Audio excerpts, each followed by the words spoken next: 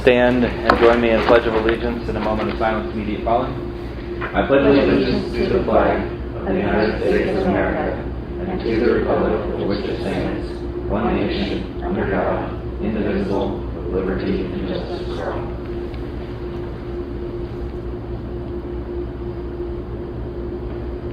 Thank you.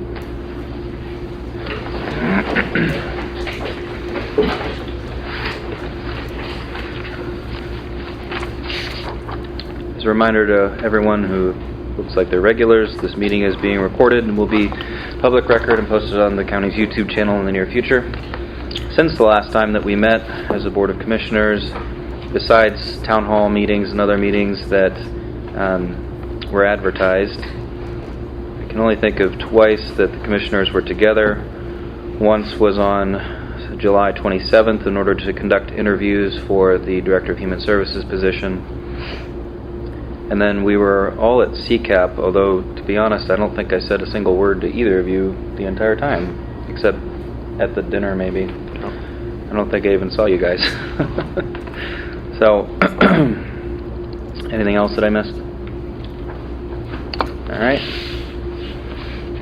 In terms of correspondence, Representative Kathy Rapp is hosting an emergency services seminar. I believe the fire commissioner is coming to that. That would be August 23rd at 6 p.m. Related to that, we moved our town hall that was planned for Grand Valley that evening to the following, the next before. day. Oh, the day before. Okay, so the 22nd. Still in Grand. Oh, yes. Is it Grand Valley? Yep. Okay, good. Isn't that the same day as isn't August 22nd when PennDOT's having their, is that the same evening? Oh, the roundabout thing? Yeah. Well, I don't think people from Grand Valley were going to come out to the roundabout Well, I know discussion. Was the Elf Township Town Hall meeting canceled? Is the one in Scandia? Yeah. No. Wasn't it August 1st? It was last week? Yeah, last week. It was held.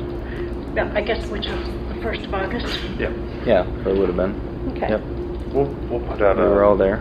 a news release of some type, just because we've also added a date in Youngsville. Yep, okay. Anyway, I don't believe you need to RSVP. Oh, excuse me. Seating is limited, so RSVP to Representative Rapp's office should you wish to attend. We have a request from the treasurer to draw from the TAN. What do we have? Go ahead and sign that. Public meeting for $500,000. I assume Eric will be updating us on the need for that. And we got an invitation to the Warren County Farm Bureau Legislative Picnic on the 22nd at 11:30. Oh, how convenient. A mile from where I live, in Spring Creek. Great. And Lottsville Community Memorial, they're going to be dedicating some plaques on September 15th. They asked the chairman to speak. I think I should be able to do that, but I'll leave this on Pam's desk so you can come if you wish. That's the only correspondence that I'm aware of. Anything you two want to raise? Okay. No cause for public hearing at this time. If any of the public and or employees speaking as public would like to raise something to the commissioners, now would be the time. Mr. Scully? I'd like to approach this mainly to Commissioner Morrison. On this brine study that you supposedly have done? No, I never said that. Oh, did you do some research on it? No, I spoke with someone. Oh, you haven't created any research on it? No. Do you plan on following through on that? I already have. I contacted the Conservation District and I was given a website for which I am going to go to either go to or email the township offices and let them know the information. Okay. Could there be a chance that you could email me at my email address? I'd be happy to. I would appreciate, which you have, I believe. Yeah. Thank you. Actually, I don't. I had to have Pam email you recently. So Pam, I can get it from Pam. All right, thank you. Anything else? Very good. Have you had a chance to look at the agenda, and does it meet with your approval? Hearing nothing, I will assume yes. Minutes from July 25th. Have you had a chance to review the minutes? And do they meet with your approval? Yes. Fiscal report. Fiscal report is about $545,000 in the general fund this morning, and as well as $200 in the Erie account. Previously mentioned, we have a TAN request. That should be the last one based on last year versus this year that we will need to tap. We're about a week ahead of schedule from where we were a year ago, so we're right in line still with utilizing that. And like you said, it was for another $500,000. Very good. I've already signed. Did I pass that on to you? Yes, I have it. Okay. Any questions for the treasurer? Or excuse me, fiscal director? Very good. Next on the agenda, we have two proclamations. First one for Grand Valley, and Jeff, do you want to read the other one? Sure. Okay. Whereas when a rash of fires broke out in the summer of 1968, Grand Valley residents became convinced that they needed their own fire department. Acquiring its own charter, the Grand Valley VFD was formed in July of that year, with the first meeting being held in a barbershop. The volunteer fire department was entirely local volunteers, mostly in their 30s, and the volunteer fire department set up shop in the old Grand Valley School building. And whereas the original volunteers often had to contribute funds towards the department's bills, and much of their early equipment was not exactly state-of-the-art. In fact, their first fire truck didn't even have a roof on it, as it was an open cab. And from these humble beginnings, the department grew.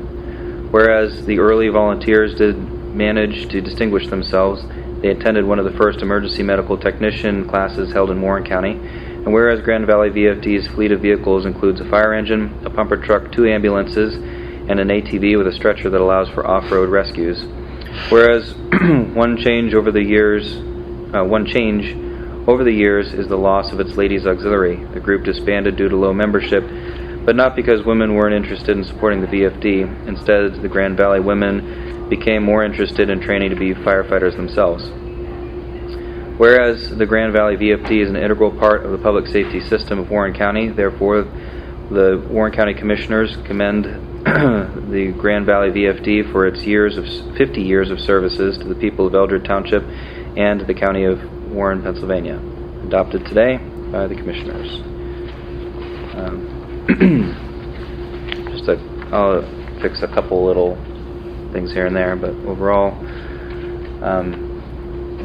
basically this came about because I was driving through Grand Valley last week and saw that they were celebrating their 50-year anniversary, and so I stopped while I was on the road, pulled over, wrote them a note, thanked them for their service, and immediately called back to Pam and asked that we write something up honoring them for their 50-year anniversary. So I know they had their celebration, I think Friday or Saturday of last week.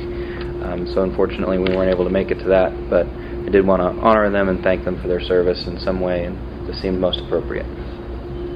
Anything else to add? Very good. Commissioner Eggleston, would you read the next proclamation? September 9th, 2018 is Fetal Alcohol Spectrum Disorder Awareness Day. Whereas on behalf of the citizens of Warren County, Pennsylvania, we are pleased to join Forest Warren Department of Human Services and Beacon Lake Behavioral Health Systems Prevention Services in promoting September 9th, 2018 as Fetal Alcohol Awareness Day in Warren County. And whereas the term fetal alcohol spectrum disorder, FASD, is an umbrella term that describes the range of effects that can occur in a baby whose mother drank alcohol during pregnancy, with fetal alcohol syndrome being the most involved condition along the spectrum. Prenatal alcohol exposure is the leading preventable cause of birth defects and intellectual and developmental disabilities. The exact number of people who have FASD is unknown, but it is estimated that about 40,000 babies are born with effects of prenatal alcohol exposure annually. About half of all pregnancies are unplanned, contributing to late entry into prenatal care and presenting a barrier to optimal pregnancy management, particularly during the crucial early weeks of embryonic development. The good health and well-being of the people of Warren County are enhanced by the support of a national effort to educate about and prevent FASD. And whereas Forest Warren Department of Human Services and Beacon Light Behavioral Health Systems join with all residents of Warren County, Pennsylvania, and the many dedicated volunteers, healthcare professionals, educators, and parents groups by promoting in this effort. Now, therefore, we, the Warren County Commissioners, do hereby proclaim September 9th, 2018 as Fetal Alcohol Spectrum Disorder Awareness Day in Warren County, Pennsylvania, and pledge to continue to partner with organizations, healthcare professionals, educators, and the public to raise awareness about our unified message. Thank you. Any comments from the commissioners about that proclamation? All right, then I would ask at this time for a motion to approve the agenda, the minutes from July 25th, the fiscal report as presented, and the two proclamations that were read. So moved. Second. Discussion? Public comment? All those in favor, please state aye. Aye. Motion carries unanimously. There's no old business on the agenda today.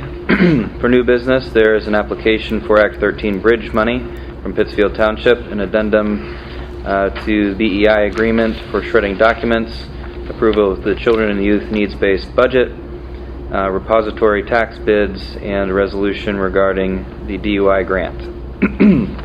We'll start with Act 13. Pittsfield Township has applied. They have sent us an application for Act 13 at-risk bridge program project for a bridge over Miles Run Road.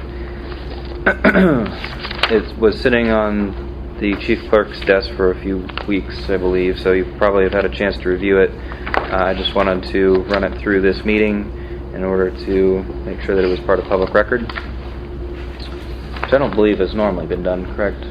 We've just signed off on these things before. The application is before you. If there's any questions, the total amount is $48,150, which is right in line with what Glade and other townships have taken in the past. The project overall is a little over $1 million. Any questions from the commissioners? Then I would ask for a motion to award the $48,000 and change. So moved. Second. Discussion? I'd just like to say that this is, I'm glad that this is moving forward. I had the pleasure of talking to the Pittsfield Township supervisors at a meeting about this a while ago, and they were talking about initiating this.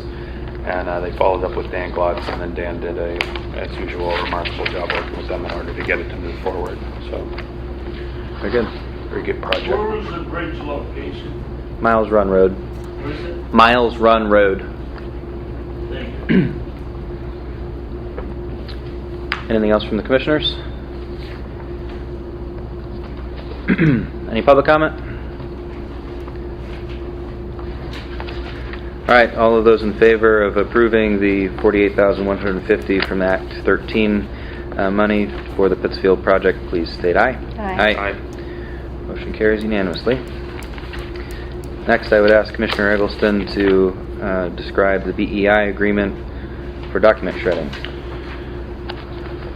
Technically, I suppose Pam would be the better person because she's really the one who's focused on this. Okay. Currently, we have Perillo Archival Systems has locked bins in domestics, our copy room, and adult probation, and they come once a month. And anything that has to be destroyed, we drop it in there. They come and pick it up at the end of every month. BEI can do that, and they will have locked boxes, and they will do the shredding here in-house with one of their clients. And it helps them, I believe, with a federal grant program that they get funding for to get their clients out into the working field. And Pam has worked with Dr. Clark quite a bit in order to do research on, because there were some questions about regulations related to document shredding and those types of things, and Dr. Clark and Pam have worked very hard to address all of them and research them as thoroughly as possible. So everything's ready to go, and this is another really great opportunity for them as they have mandates as far as like the level of integration that they need for their disabled workers. One of the questions that came up was whether or not the federal government required confetti shredding. I talked to Perillo. Theirs is also strip shredding, just as ours is, and then they send it out for recycling. And we cannot find anything. I have also addressed it with CCAP. It's a suggestion, it is not a requirement to do the confetti shredding. What are we currently paying Perillo a month? Yeah. $55 to $60, depending on how many bags they have.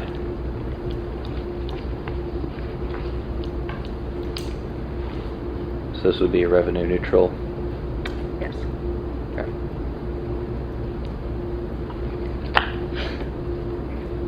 Any more questions for Pam or Jeff? Very good. Do I hear a motion to approve the addendum?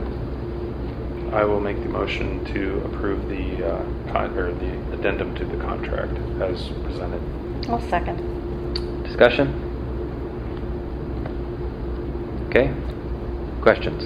Are they using the shredder in the copy room? Yes, they will be. What's the lifespan on that? 'Cause that'll be more usage, right? It will be. I don't know how old that shredder is. That I could not tell you. I have a question. How much money is this saving the county? It's neutral.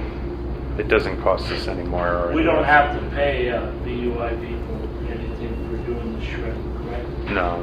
Well, I mean, Well, yeah. we're going to pay BEI a fee to do the service. but $60 per month. It's the same as the. $50? 60. 60 per month? It's the same as what we're doing currently, or similar. The advantage being BEI is a local company, and the people that they employ are persons with disabilities. This further integrates them into the workforce so that they're coming during the day working alongside non-disabled individuals and to provide a service. So it serves a lot of purposes.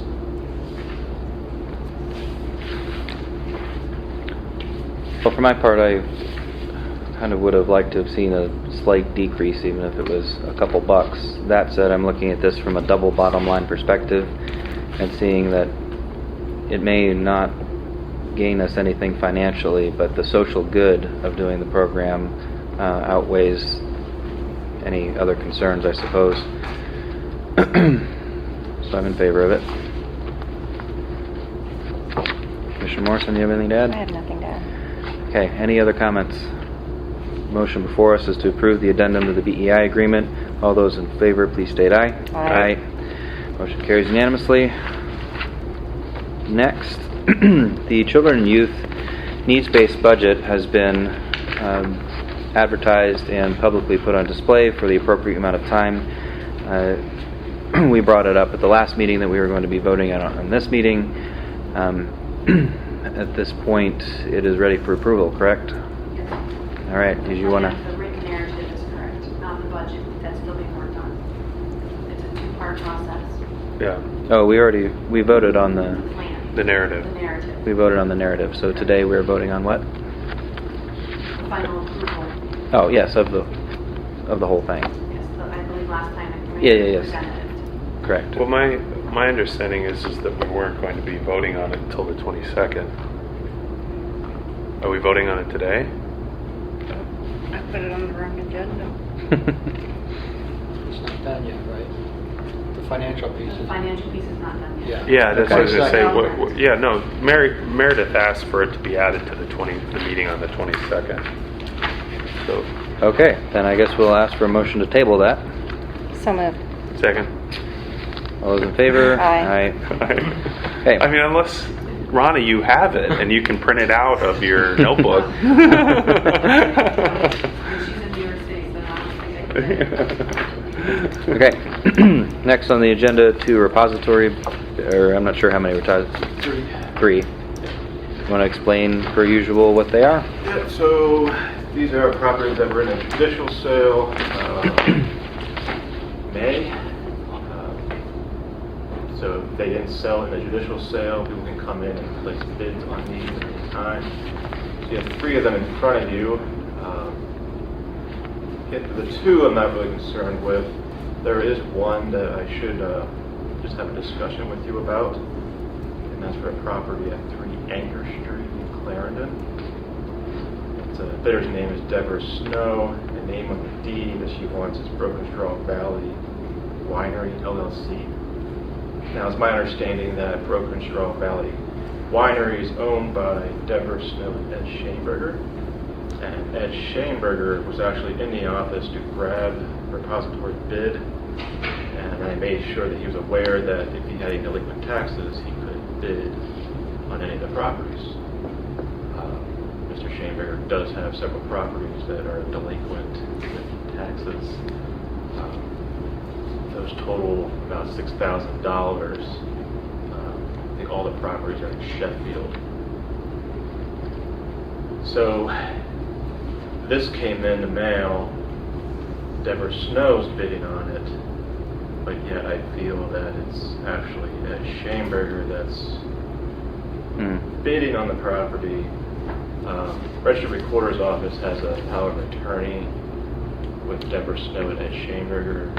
There's still a lot of, I don't feel comfortable with the bid. I can't reject it because I can't send it back to him and say, you have delinquent taxes, because the bidder is Deborah Snow.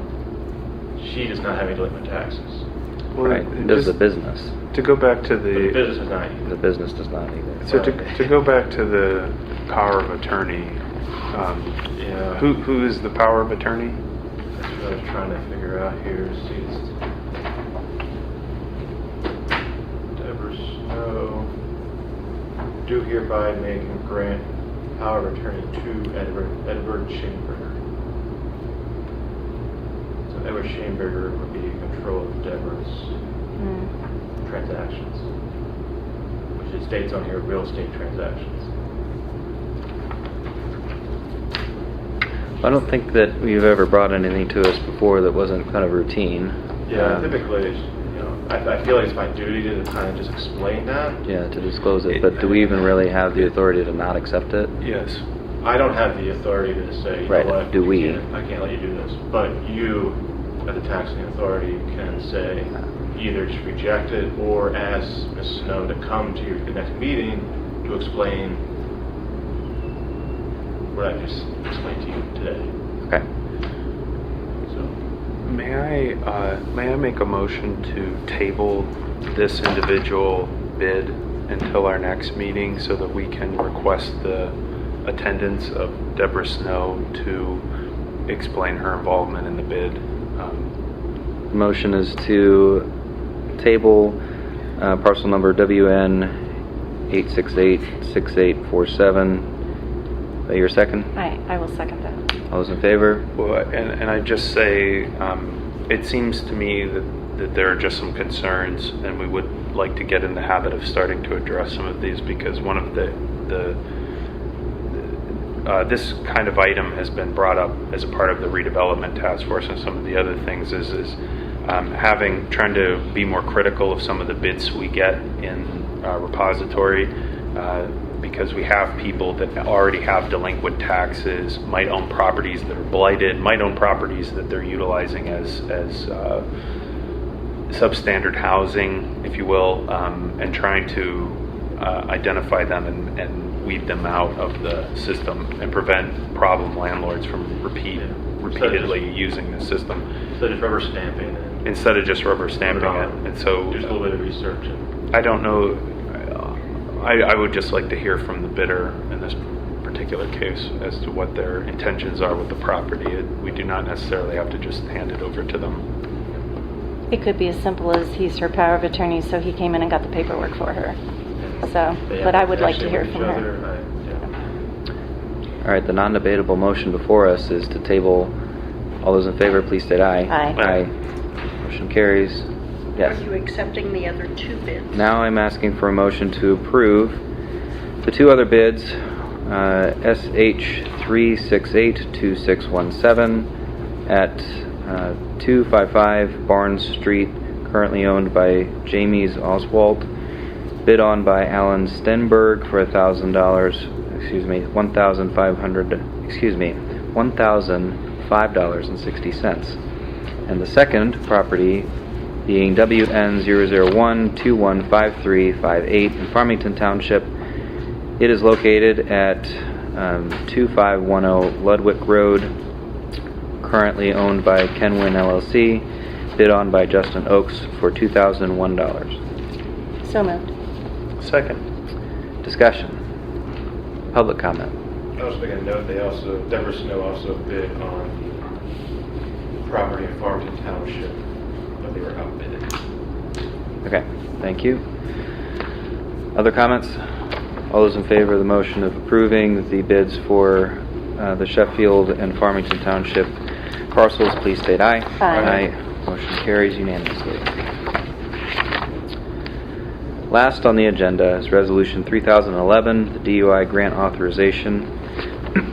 This is something routine that we have passed every year that we've been in office, and probably for many years before. I believe Carl McKee and Adult Probation are the ones that push this through, correct? Yes. Any questions? How much is the grant for? I don't recall off the top of my head. I want to say 40-some thousand, but I'd have to look that up for sure. 48 sticks in my mind. 48,000? Do you have any idea, Pam? I do not, and this is for signature on those grants. Right. This is really authorizing us to sign the grant. Not the application. I believe we already applied for it, but we'll have to get back to you on that, I guess. Alright, thank you. Did I hear a motion yet to approve the resolution? So moved. I'll second. Motioned and seconded. Any discussion? All those in favor, please state aye. Aye. Aye. Motion passes unanimously. Last on the agenda is the personnel transaction report. On the document before us, we only have one new hire, which is Angela Shaw, effective July 25th, working as a part-time corrections officer in the jailer, rate of $13.69 an hour. We're also aware that Ronna Tipton has taken over as the Director of Human Services, but we do not have that information before us, so I suppose we will just generally make that announcement, which has already been in the paper and everyone knows. And we'll put the rates and everything on the next personnel transaction report. So with that, I would ask for a motion to approve. So moved. Second. Discussion? Public comment? All those in favor, please state aye. Aye. Personnel transaction is ratified. Two more things. I've been doing this 50 and 50 program since the beginning of the year. The idea is to try to meet with either a manufacturer, storefront, or even a nonprofit in the county once a week. We've missed a few weeks, so I'm going to have to double up. But today I went and visited Family Services. I had a really nice time with Mr. Philhauer and crew. I was very impressed with the kind of work that they were doing. And I thought rather than trying to type something up or just have the meeting posted on Facebook, I'd rather mention it so that it gets in the minutes that I visited Family Services. And I would encourage the other commissioners to go visit them and figure out exactly what they do, because the puzzle pieces of all the various social service organizations is kind of confusing at times, and I would just encourage you to go figure out, where they interact with Deerfield and our people, etc. It was a good time, well worth the while. Very familiar, but I will try to make that visit. Okay. The other thing was I wanted to make everyone aware that Commissioner Eggleston, down at the County Commissioners Association meeting, annual banquet last night, was awarded the Outstanding Commissioner of the Year award. This is let's see, one of 5 different awards for IT and various things, but this is pretty much the premier top shelf, I guess, award that the County Commissioners Association gives. So I wanted to thank Commissioner Eggleston for his hard work and the staff that nominated him, presumably. And thank you for making us proud. Thank you. Thank you. You want to say anything? Yeah, no, I would just like to thank Pam and Phil, and Lisa, and Rana, and Eric, and everybody that works here in the county and staff. You all do an amazing job, really, and it's been wonderful working with you and getting to know you and seeing all of the amazing things that you do. And if I am any kind of a commissioner of any substance, it's because of you guys and the work that you do. So thank you very much. It makes it very easy. Good, thank you. Any other comments from the commissioners? I would like to address just Billy. Joe, to elaborate a little bit on your question. What happened was a couple summers, I think it was last summer, I met with an individual who was very upset about brine being on the roads. And what transpired from that conversation in that meeting was a conversation with a gentleman who runs a company that has an alternative to brine. It's very expensive. From that meeting, I consulted with the Conservation District, Heather Wilcox, as to if there's any funding available from the state or federal government through the Dirt and Gravel Roads program. And at that time, there really wasn't, but she did meet with this gentleman as well and discussed what he had available to the townships. So knowing that now the state has this moratorium on brine, and when Commissioner Eggleston brought that up at the last meeting, I felt it was necessary to share my experience and what I had researched so far. And so I called, immediately after that meeting, I called Heather Wilcox from the Conservation District and asked her, has anything changed since the state has put a stay on the brine? And she said, no, not to her knowledge, there wasn't, but she directed me to a few websites where there's an inordinate amount of information on brine and the companies that are out there that you can consult with. So I do have that information. From there, I went down and I visited with our Planning and Zoning Director, Dan Glotz, and asked him the same question. You know, since the state has put a stay on this, is there any potential for grant opportunities being provided from the state or the federal government? And he was going to look into that. I have not heard back from Dan yet. So hopefully there's something available. I kind of doubt it, but maybe with this stay, the state is looking at that, and I'm hopeful for that, because our townships could certainly use any resources they could get from the state or federal government to help them with controlling the dust issue. You know, some townships have zero dirt roads, but others have many miles. So, you know, anything that we can do to help them certainly is something I want to do. I'm sorry, I didn't interrupt. That's okay. There's a mixed emotion among townships as far as using brine. Right. Because it creates softness in the dirt roads, even if they're tarred and chipped. That has been a big problem for a lot of municipalities that don't want to use it. I read in the paper a week ago or so, I feel if you're in a township and you live on a dirt road, I cannot understand where a township can charge you to put brine down to control dust in front of your property.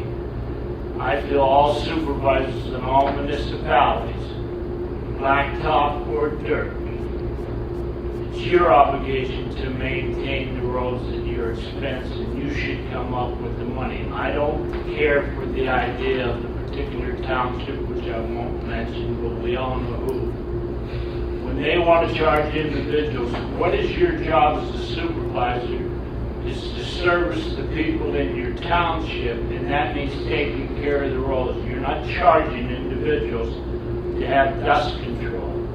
And I think the brine problem needs to be researched extremely, because I have witnessed the softness of the roads The township, I was in the supervisor, which was great, everybody knows that. We did not use brine. We didn't believe in it, and there's been no proof that it's really efficient. There's health problems to worry about, and I don't feel people should be subject to brine if they don't want it, but I definitely don't feel if I owned a piece of property on a dirt road and my township was going to put brine down, keep dust. That's not proper to charge your residents because you have the misfortune of living, or you have a desire that you live on a dirt road. You shouldn't have to pay for the upkeep of roads that are in your township. That's the responsibility of the townships, not the individuals that live on that road. That's why I want research on it, because I don't want to see people have a health problem with, and plus maybe get into the water.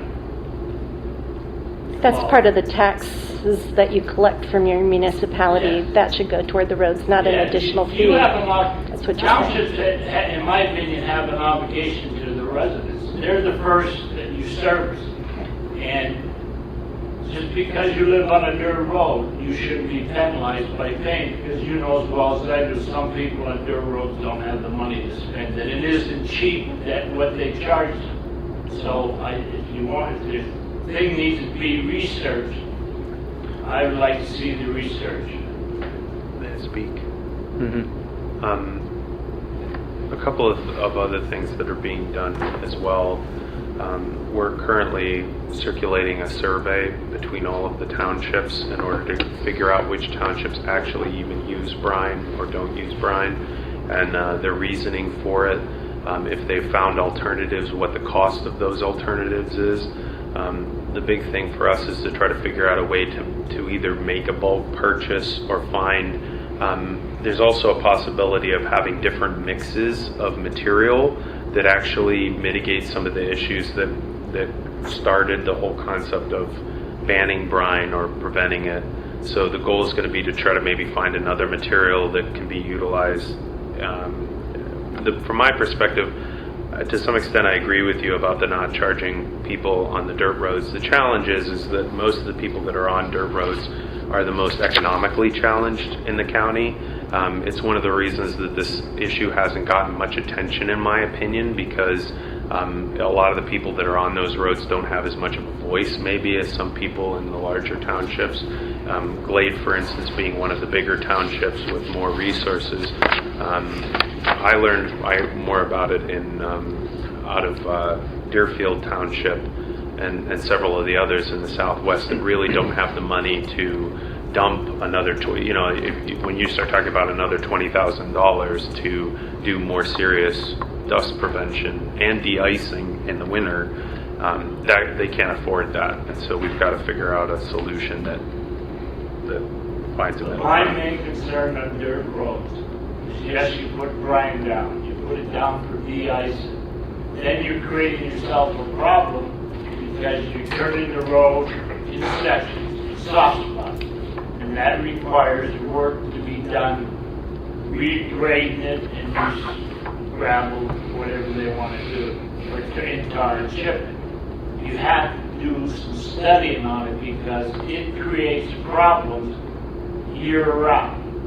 And What we've found in our research up to this point is that the brine is one of those issues where you're either on one side or the other of it, and there's people who have put brine on the roads that swear by it and have never had an issue with it muddying the road, and to them they're very frustrated because now they're spending because for some of them they were getting the brine for next to nothing. I mean, and that's kind of the challenge is okay, how do you, for some of those people, they don't care even if the road's muddy. They'd rather have it muddy than get dust on their house. You know what I mean? So that's part of the calculation and the research as well. yeah, but it's the responsibility of townships to make sure roads are safely passable, not sluggy, muddy holes. That's what I'm getting at. You can't destroy a road just to keep dust and put